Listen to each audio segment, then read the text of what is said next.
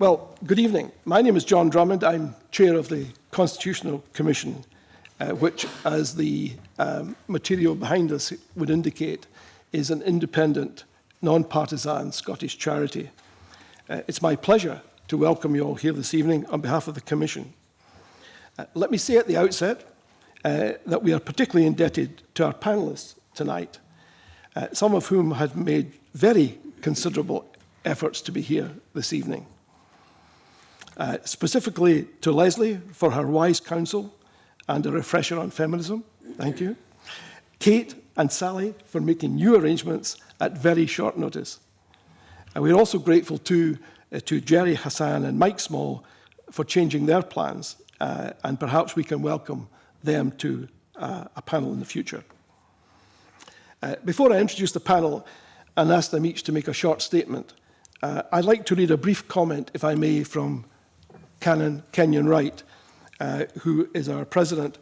You may remember that, that Kenyon was chair of the Constitutional Convention that led eventually to the Scotland Act and ultimately to this building in which we are tonight.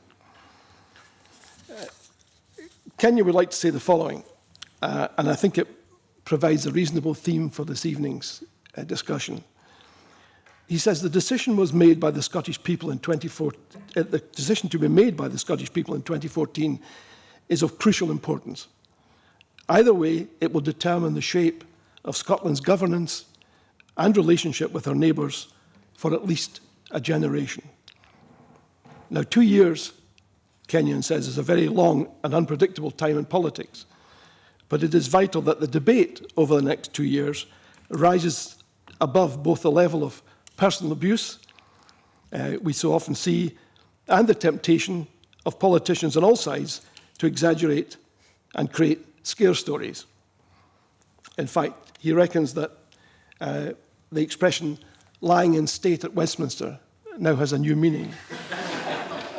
In Scotland's last referendum in 1997, the people were not voting on a vague, undefined emotional concept of a Scottish Parliament. Rather, they had before them a detailed plan for a Parliament that would consciously and radically be different from the rituals of Westminster. And vitally, a plan carefully and painstakingly worked out in Scotland in the Convention. He says, surely the people deserve nothing less this time. And he feels that it is our task to ensure that voters know exactly and explicitly what they are voting for or against. He reminds us that it took the Convention 6 years, and he said, now we have only 2 years to do it. He feels this conference must be part of a growing and nationwide process of defining with clarity, honesty, and accessibility exactly what each of the options means for Scotland's future relationships and the life of our people. Now I'd like to introduce the panel, if I may.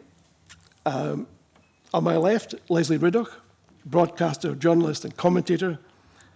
Starting her career as a journalist, Leslie has hosted a number of successful and award-winning radio shows and television programmes. She also writes columns in newspapers such as The Scotsman and The Guardian.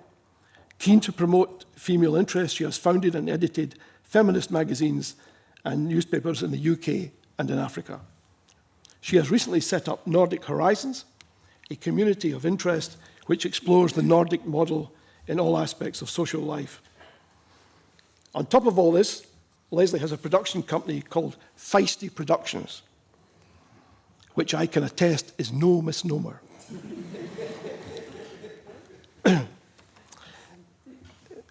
Beside Sally is the Reverend Sally Foster Fulton.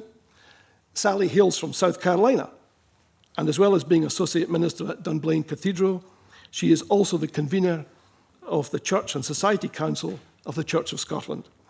The Council's aim is to engage on behalf of the Church in the national, political and social issues affecting Scotland and the world today. Sally runs a blog, the Convener's Blog, which presents her views on a variety of issues affecting Scotland and the world. Sally echoes the clear vision of her predecessor, Ian Galloway, for social justice through focusing on one question: how will our work benefit our brothers and sisters in most need? Importantly, and this is an important plug, the Church of Scotland has recently published a report by its Special Commission on the Purposes of Economics as it grapples with the upside-down world where increasingly, as they put it, fewer and fewer have more and more, while more and more have to do with less and less. Now, as a witness to that commission, I commend this to you. And Sally has brought copies with her. So if you get a chance to talk to her after the meeting, I'm sure she'll be happy to give you one. Kate Higgins is Policy Manager at Children First, a charitable body to protect children from harm and neglect and to promote children's rights and interests. While having engaged in the legislative process in the Scottish Parliament for over a decade, Kate also writes for the Herald. She runs a blog, which again I highly commend, called A Bird's Eye View, in which she expresses her passionate views on Scottish social justice issues. In the light of today's news, I would suggest about Barclays Bank, Kate, you might be tempted to comment on any connections between interest rate fiddling and their impact on the funds available for protecting our children. Elliot Bulmer, on my left, is a former Royal Navy officer who speaks fluent Arabic, and we are lucky to have him as Vice President and Research Director of the Constitutional Commission. Elliot is an Iraq War veteran and is the author of a model constitution for Scotland, which was published in 2011.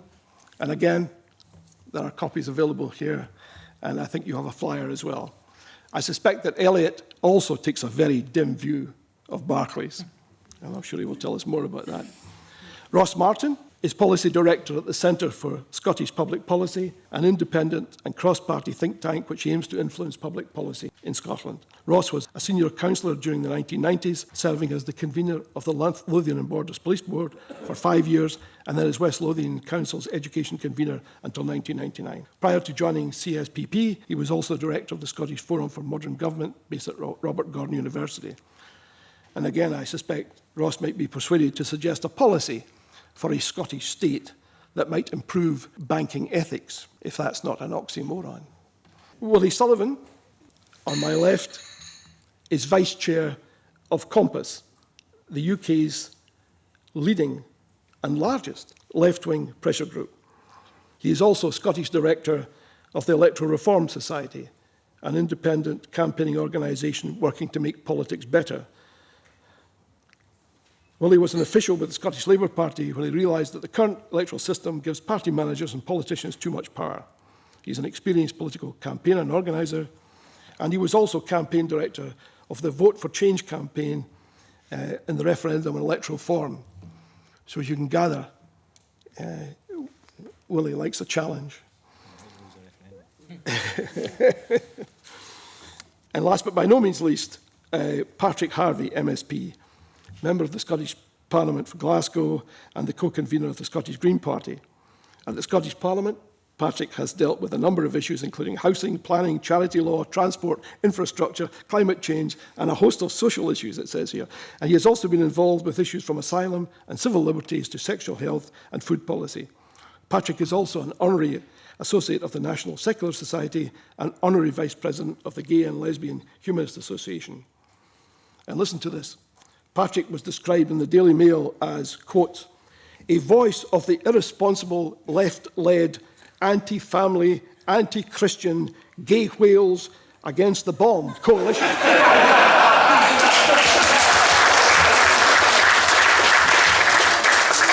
Badge of pride. I suspect most of us can only pray for such an accolade from the Mail. Okay, those are the speakers, ladies and gentlemen, and I'm sure you agree with me, we have an absolutely stellar panel. Before turning to the panelists themselves, I'd just like to suggest to them that they might want to address some of the following themes. What is a constitution, and why is it necessary if Scotland becomes independent? What effect can a constitution have on policies such as the economy, environment, education, defence, health and social security? What scope is there for improving the quality of democracy and democratic citizenship in Scotland? And are there any specific provisions that they would like to see in any Scottish constitution? And also, what part should the constitutional question play, if any, in the referendum campaign? And last but by no means least, what should be the timing and method of the constitution-making process, and how can broad public engagement be encouraged? And I'd like to ask Elliot Bulmer to kick off. Okay, can everybody hear me? I'm a little far away from the microphone. I want to start at the beginning by setting out what this strange notion called a constitution is. Now, the word is a word that we often hear. People talk about the British Constitution as if such a thing existed. I want to suggest that I would use the word, and I have always used the word, in the context of a fundamental law, not in the context of a system of customary practices. So when I'm talking about a constitution and why a constitution is necessary and why we ought to be thinking about the constitution, what I'm really talking about is a fundamental law, a written law which sets down in a format that the government of the day or the incumbent majority in Parliament cannot easily and unilaterally change what are the fundamental principles and structures of the state and what are the basic rights of citizens. That's the definition. Now, we don't have such a thing at the moment within the United Kingdom. We have a system whereby, as I'm sure you're aware, the government of the day makes legislation through Parliament, and no act of Parliament is superior to any other. In other words, Parliament could, well, what could it do? It could extend the period between general elections, because general elections are quite inconvenient, as it did in 1719 with the Septennial Act. It could decide to restructure the relationship between voters and their elected representatives, as it has done with the revising of the constituencies and the constituency boundaries. All these things can be done. Basic rights can be infringed. There is the check of the European Convention and the Human Rights Act, but compared to the sort of checks which exist in countries that have a proper constitution, we are very unprotected. I like to say that the British Constitution, so-called, is a bit like the Emperor's New Clothes in Anderson's fable, an example of seamless and lightweight tailoring. Why does it matter? It matters because for a long time, the question in Scotland has been about the status of Scotland in relation to the rest of the United Kingdom, and about the territorial dimension of power, as in, to what extent are decisions about Scotland taken in Scotland by people who are responsible to the people of Scotland, and to what extent are they taken in Westminster by people who are responsible to the Prime Minister. I want to suggest that we are beyond that point now, because one of the things that's on the agenda is the creation of an independent state. Let's be under no illusions as the extent of what is being proposed, okay? We're not talking about a constitutional small c change in the United Kingdom. We are talking about the end of the United Kingdom and the establishment of a Scottish state. And if we are to establish a Scottish state and to make that state work, and make that state work in the interests of all the people, and make that state belong to all the people, then it must have a firm foundation. And that foundation is the Constitution. Because the Constitution states, in unequivocal terms, what the people will stand for and what they will not stand for. It sets limits on what governments can do and what they can't do. And that's important because the Constitution is, in a sense, it's like the title deed. It's the thing that tells us as citizens that we own this state. It's what says to us that there are things here, there are fundamental laws that only we can change, and not that the government of the day can change. They work for us. It's also important because in doing that, it publicises power. What the Constitution says is that the institutions of the state, by belonging to everybody, belong to nobody. They do not belong to Mr. Salmond or whoever the first Labour Prime Minister of an independent Scotland might be. The Constitution, the institutions of the state, the res publica, does not belong to any one individual or any one party. It belongs to all of us. And that's why getting a constitution in place as the foundations to the House is so fundamentally important to the building of this edifice that will be the Scottish state. So that, I think, is all I want to say for my introductory remarks, is to set the tone in saying what a constitution is, that it's a fundamental law, and why the constitution is important, because it institutionalizes rather than personalizes power, and it gives us all collective ownership of this enterprise that is the Scottish Commonweal. Thanks. Well done. Spot on 5 minutes. Leslie, perhaps you would like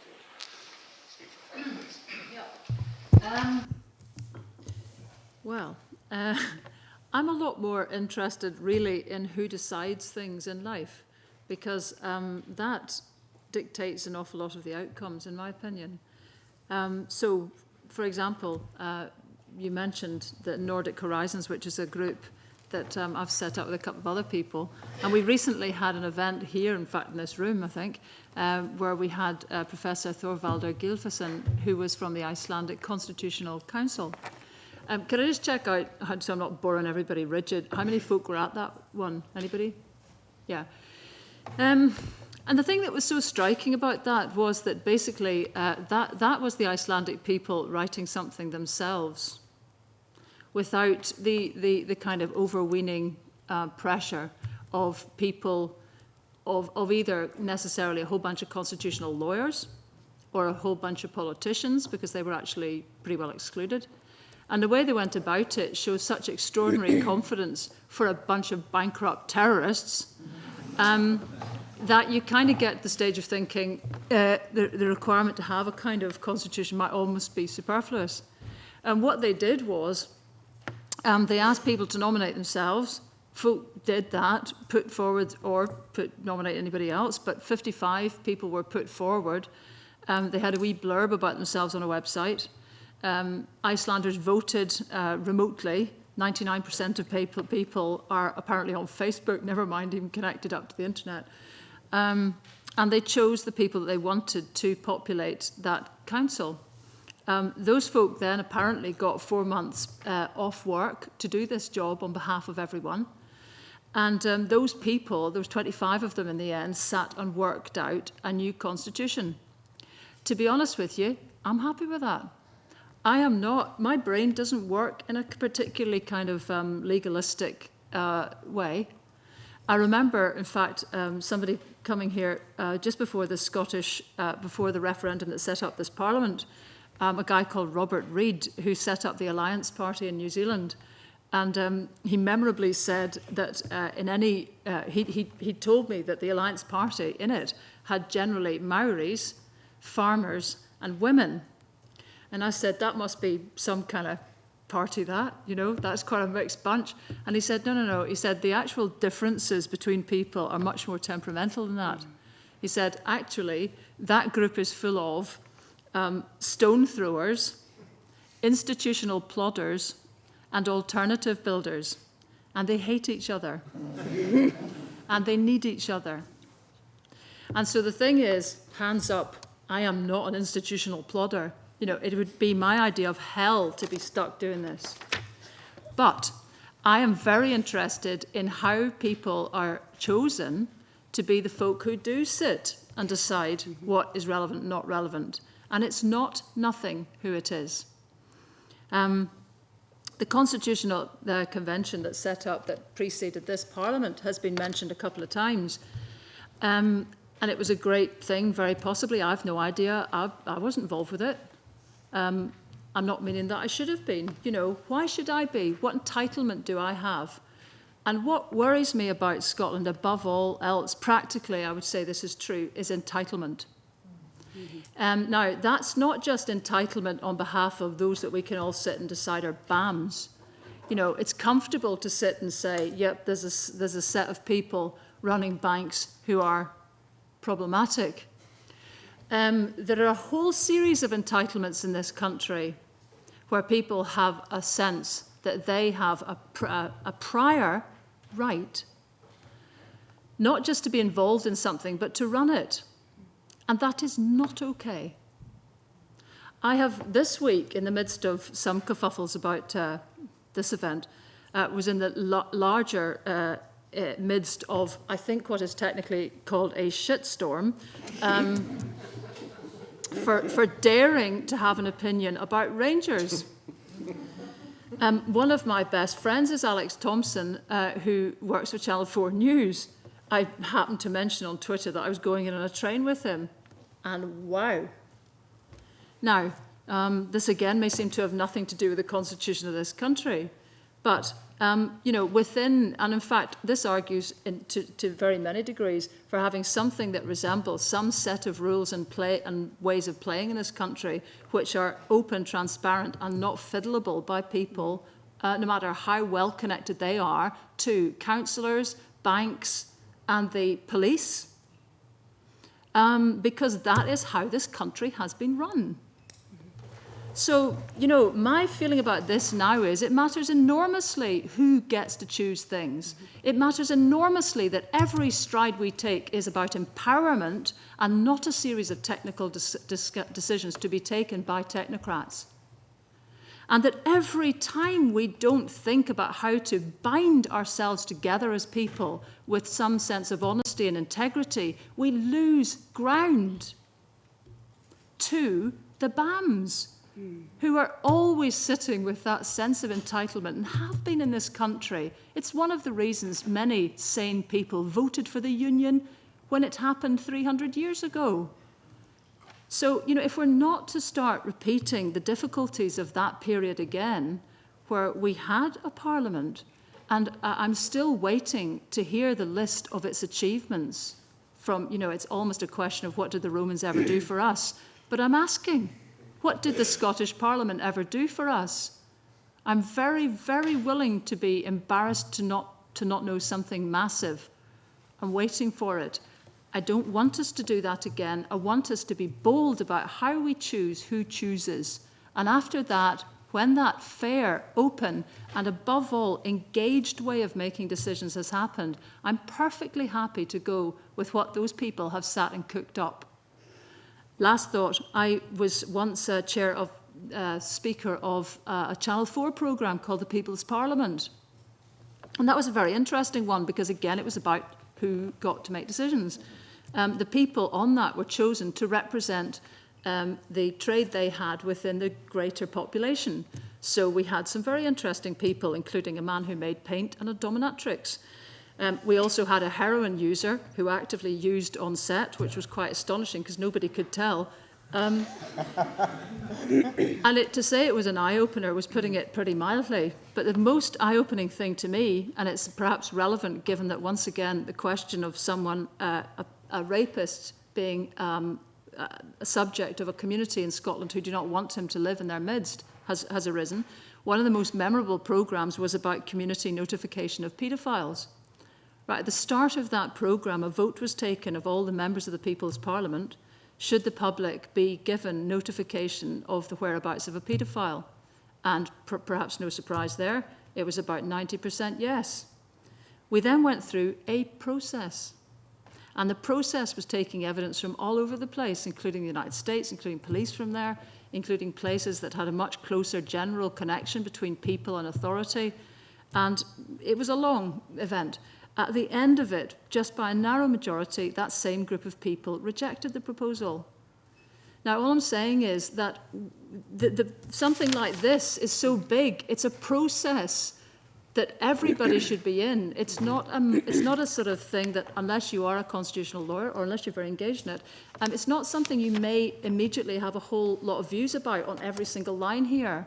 And that's why I'm just pleading for a process that takes us from where we might be, which might not be the most clued up people in the universe, unless you're an institutional plodder. All hail to the institutional plodders, by the way. We need a process to take us from A to B, because that's what this should be about. And who's who's choosing it, who's choosing the direction, how open it is, how much faith it has in its fellow person in this country. Those are all the things I'm interested in. And I think they're pretty pivotal to its success. Thank you. Thanks very much, Leslie.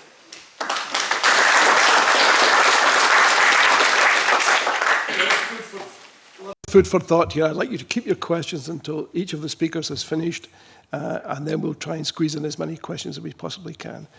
Willie, the floor is yours. Thanks, John. I guess through the day I'm paid to be a constitutional plodder, so I've got my compass hat on tonight, and hopefully I can throw a few stones instead of that. So I think instead of getting into the institutional plod in detail of how a constitution should be written, or not how a constitution should be written, because I actually agree with Leslie that is probably, that Icelandic process is probably the best process we could find.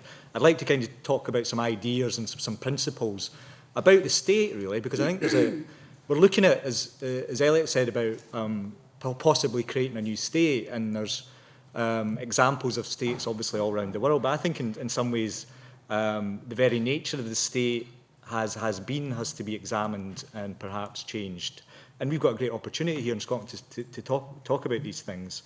I think one of the things that has been about for the last 20 years, and this is a kind of myth that state power has been usurped, that it doesn't, it's declined because of the rise of the corporations and the rise of big business. And I think that is just what it is, a myth. I think that Murdoch, the financial lobby, didn't try to influence Apple or other people. They tried to influence the British state. They tried to capture the British state. And that power, you know, stems from its ability to coerce, as Rebecca Brooks has found out, and others who are being coerced at the moment. So that is the ultimate source of power in the state. To me, that's both concerning and heartening, because as a people, we can, you know, capture and control the state. We should capture and control the state. I don't think that's what's happened in the past. So if the state is the kind of centre of power, what should the state do with its power? As I said, it certainly should give it away to people whose interests do not coincide with the interests of the people. People like Goodwin, Murdoch, Bob Diamond, and I think that probably happened. And I think you can see that, you know, what happens when state power is not used in the interest of people, when it's withdrawn from the market, for example. You can see what's happened with the LIBOR rates being fixed by Bob Diamond. So I think it's quite important then how we think about the state. I don't think you could say it's merely the collective presence of the citizens, because it obviously has its own interests as well. It's interests of the civil servants, interests of the politicians, and they're not always interests of the people. It has to be made to work in the interests of the citizens. And that's partly a job of these set of rules and laws, and it's partly a job of the institutions that are described by those sets of rules and how our democracy works. You know, how we can get people to hold the politicians, because they are the leaders of the state, to account. In fact, I think a lack of political leadership has been part of the problem. People like Fred Goodwin and Murdoch were much more ambitious for the type of society that they wanted to create than their political leaders were. And because they were so ambitious and tenacious about what they wanted, then they were much more able to achieve that than the people than our political leaders might have been to create something that was